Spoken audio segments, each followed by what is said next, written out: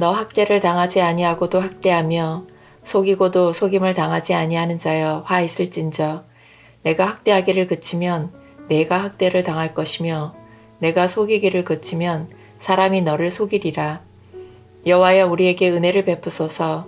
우리가 주를 앙망하오니 주는 아침마다 우리의 팔이 되시며 환난 때에 우리의 구원이 되소서.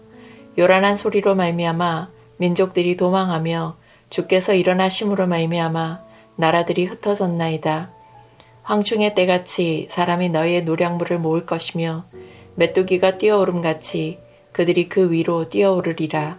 여호와께서는 지극히 존귀하시니 그는 높은 곳에 거하시며 정의와 공의를 시온에 충만하게 하심이라. 내 시대에 평안함이 있으며 구원과 지혜와 지식이 풍성할 것이니 여호와를 경외함이 내 보배니라.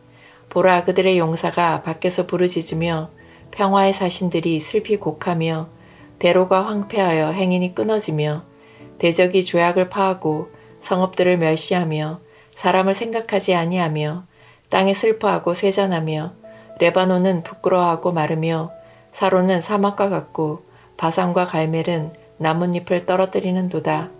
여호와께서 이르시되 내가 이제 일어나며 내가 이제 나를 높이며 내가 이제 지극히 높아지리니 너희가 결을 잉태하고 짚을 해산할 것이며 너희의 호흡은 불이 되어 너희를 삼킬 것이며 민족들은 불에 굽는 횃돌 같겠고 잘라서 불에 사르는 가시나무 같으리로다. 너희 먼 데에 있는 자들아 내가 행한 것을 들으라. 너희 가까이에 있는 자들아 나의 권능을 알라. 시온의 죄인들이 두려워하며 경건하지 아니한 자들이 떨며 이르기를 우리 중에 누가 삼키는 불과 함께 거하겠으며 우리 중에 누가 영영이 타는 것과 함께 거하리요 하도다. 오직 공의롭게 행하는 자, 정직히 말하는 자, 토색한 재물을 가증히 여기는 자, 손을 흔들어 뇌물을 받지 아니하는 자, 귀를 막아 피 흘리려는 꾀를 듣지 아니하는 자, 눈을 감아 악을 보지 아니하는 자, 그는 높은 곳에 거하리니 견고한 바위가 그의 요새가 되며 그의 양식은 공급되고 그의 물은 끊어지지 아니하리라. 내 눈은 왕을 그의 아름다운 가운데에서 보며 광활한 땅을 눈으로 보겠고 내 마음은 두려워하던 것을 생각해내리라. 계산하던 자가 어디 있느냐? 공세를 계량하던 자가 어디 있느냐? 망대를 계수하던 자가 어디 있느냐? 내가 강포한 백성을 보지 아니하리라. 그 백성은 방언이 어려워 내가 알아듣지 못하며 말이 이상하여 내가 깨닫지 못하는 자니라.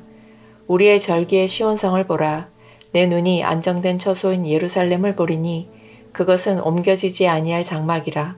그 말뚝이 영영이 뽑히지 아니할 것이요 그 줄이 하나도 끊어지지 아니할 것이며 여호와는 거기에 위엄 중에 우리와 함께 계시리니 그곳에는 여러 강과 큰 호수가 있으나 노젓는 배나 큰 배가 통행하지 못하리라. 대저 여호와는 우리 재판장이시요 여호와는 우리에게 율법을 세우시니요 여호와는 우리의 왕이시니 그가 우리를 구원하실 것임이라. 내 돛대줄이 풀렸으니 돛대의 밑을 튼튼히 하지 못하였고 돛을 달지 못하였느니라. 때가 되면 많은 재물을 탈취하여 나누리니 저는 자도 그 재물을 취할 것이며 그 거주민은 내가 병들었노라 하지 아니할 것이라. 거기에 사는 백성이 사죄함을 받으리라.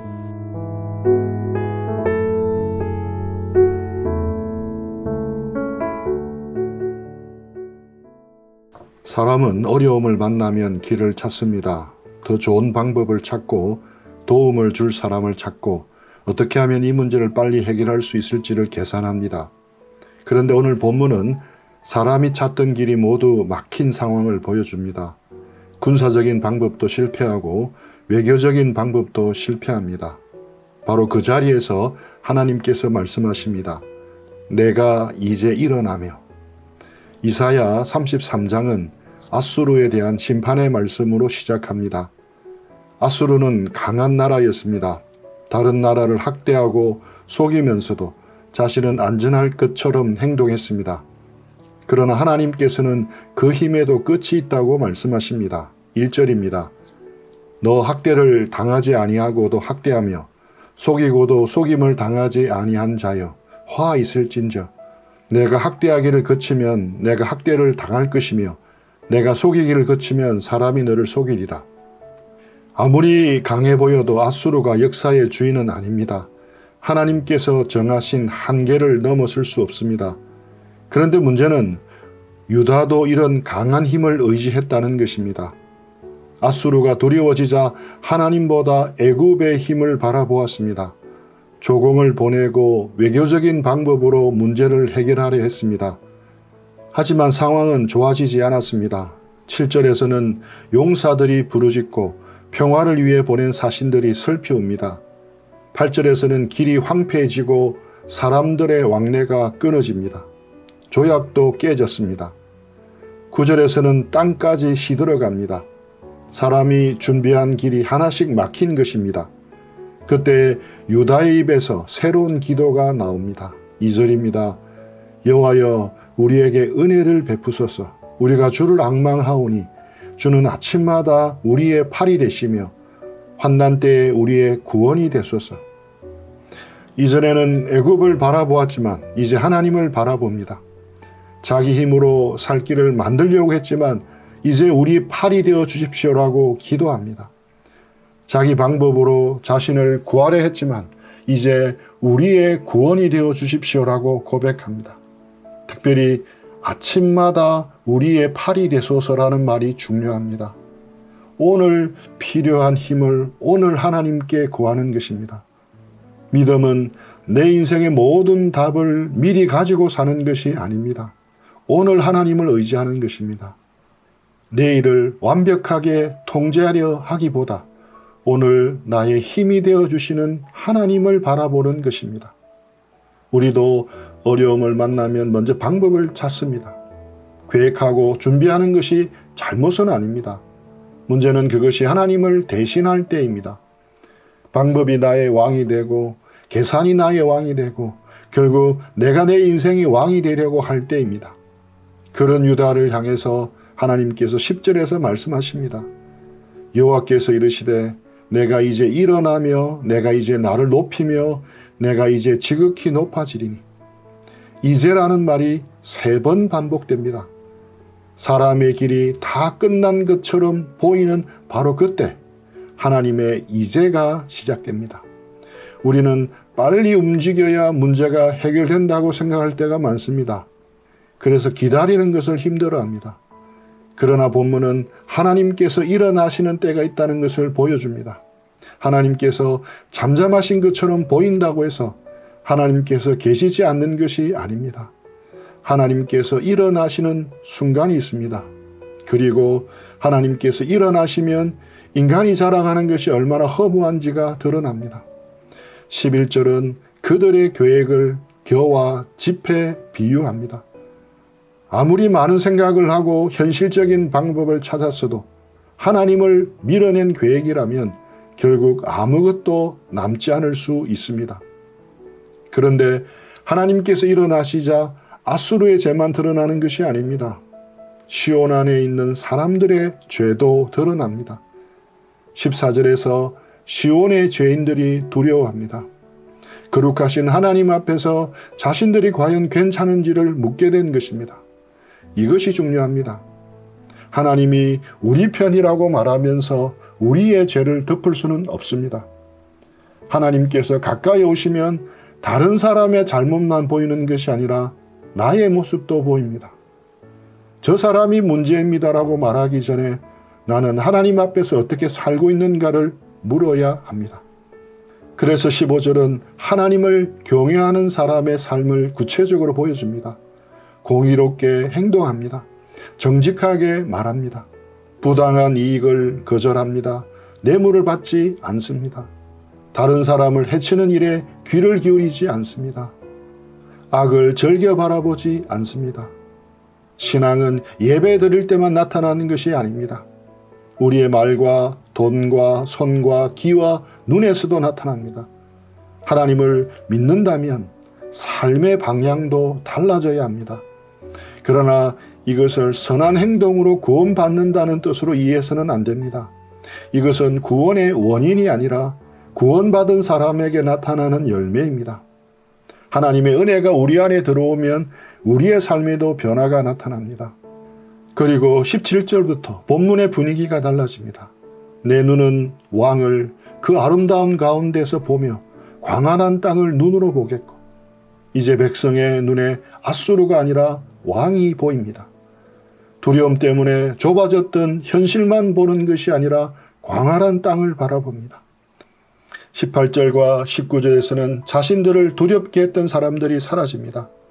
한때 그들을 짓누르던 공포가 이제는 지나간 기억이 됩니다. 하나님께서 구원하시면 오늘 나를 압도하는 두려움이 영원히 왕노릇하지 못합니다. 20절에서는 시온을 옮겨지지 아니할 장막이라고 말합니다. 장막은 원래 옮겨지는 집입니다.